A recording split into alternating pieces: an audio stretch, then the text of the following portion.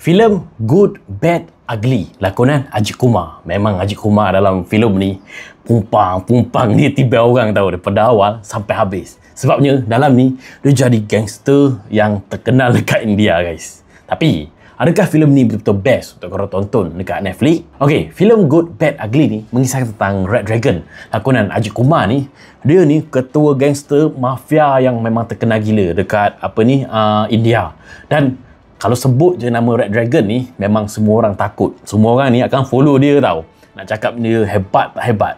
Tapi disebabkan dia sayangkan isteri dan anak dia, masa anak dia lahir tu, isteri dia ni suruh Red Dragon ni masuk dekat dalam penjara. Sebab macam nak tebus balik dosa-dosa dia, supaya malang ataupun kejahatan tu tak follow anak dia tu.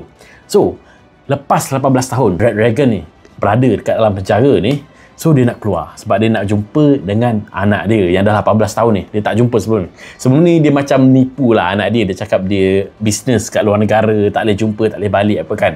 Dan masa dia nak balik jumpa anak dia dekat birthday anak dia tu, boom guys, anak dia kena culik dekat penjahat. So bermula saat ni lah Dragon ni boom meletup, dia buru semua orang dan cari anak dia tadi. Okay, apa yang best dalam filem Good, Bad, Ugly ni? First kali, mungkinlah aku tak rasa best. Aku tak tahu kenapa. Dan filem ni dulu ada kat wayang tau. Aku fikir 2 kali nak tengok ke tak, dan last kali tak sempat tengok. So aku tengok dekat Netflix. Aku rasa tak rugi aku tak tengok dekat wayang dulu. Sebabnya dari segi storyline yang simple, yang cringe, lakonan yang cringe, scene action dia pun memang cringe gila dalam ni. Aku pun tahu kenapa filem Ajit Kumar kali ni dia kurang tau. Action dia yang nampak sangat buat-buat tau. Korang akan rasa filem ni macam lakonan atas stage. Gitu. Dia nampak dari segi lakonan, dari segi story yang terlalu simple, yang dah ada sebelum ni kita dah tengok.